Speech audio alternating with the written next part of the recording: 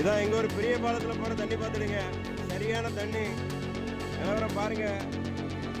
எத்தனை வருஷம் கழிச்சு வருது இவ்வளோ தண்ணி.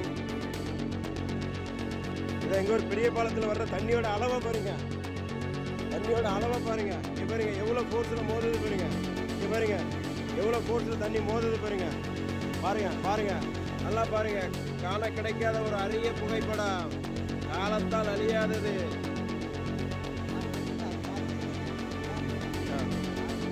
4 வருஷத்துக்கு பிறகு இந்த பாலத்தில் தண்ணி போகுது பார்த்துடுங்க. ஆர்ப்பரிக்க வெள்ளம், கட்டுக்கடங்காத வெள்ளம், புள்ளி பாயும் வெள்ளம், எங்கு நோக்கிய வெள்ளம், நோக்கிற இடமெல்லாம் வெள்ளம்.